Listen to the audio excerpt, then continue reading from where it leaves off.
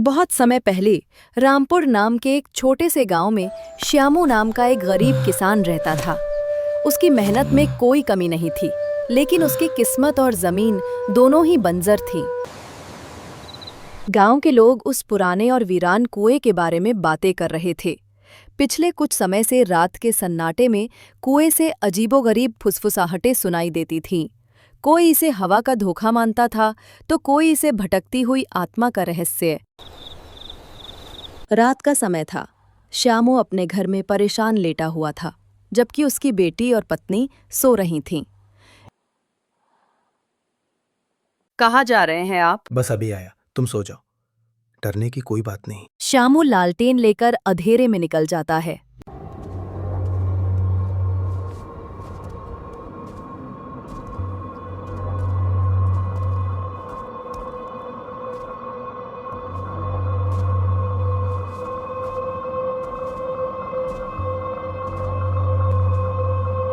श्यामू हिम्मत करके कुएं के पास खड़ा हो जाता है।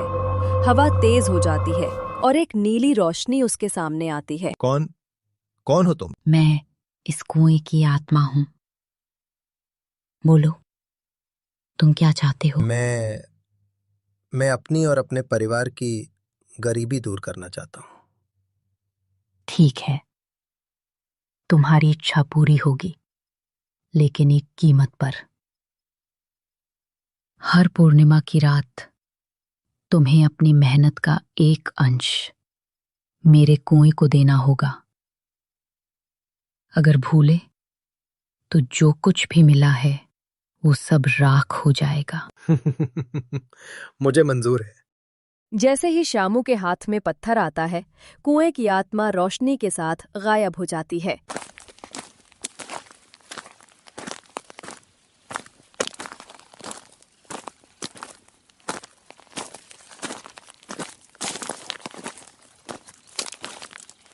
श्यामू वहां से वापस आता है और उस पत्थर को अपने घर में रख देता है। श्यामू उस पत्थर को रखकर सो जाता है।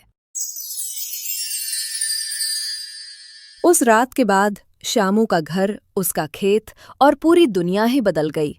वो अब गांव का सबसे अमीर और सम्मानित व्यक्ति था। श्यामू गरीबों में अनाज बांटने लगा। श्यामू चुपचाप अपने घर से निकलकर धीरे धीरे कुएं की तरफ जाने लगता है। श्यामू कुएं के पास जाकर अपनी अनाज की थाली कुएं में डाल देता है।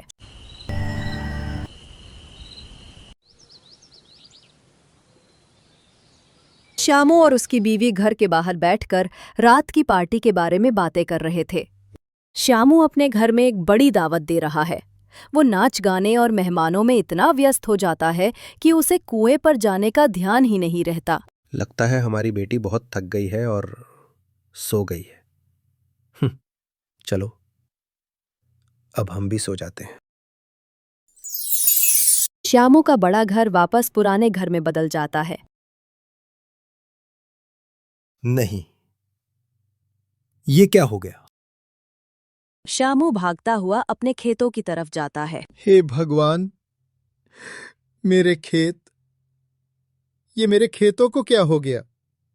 मेरी फसल अचानक से कैसे सूख गई? श्यामू भागता हुआ कुएं के पास जाता है। मुझे माफ कर दो, मुझसे भूल हो गई। मैं अपना वादा नहीं निभा पाया। माफ करना श्यामू, तुम मेरा वादा भूल गए, मगर तुम्हें समझना होगा कि मेहनत और ईमानदारी ही सबसे बड़ी दौलत है इंसान।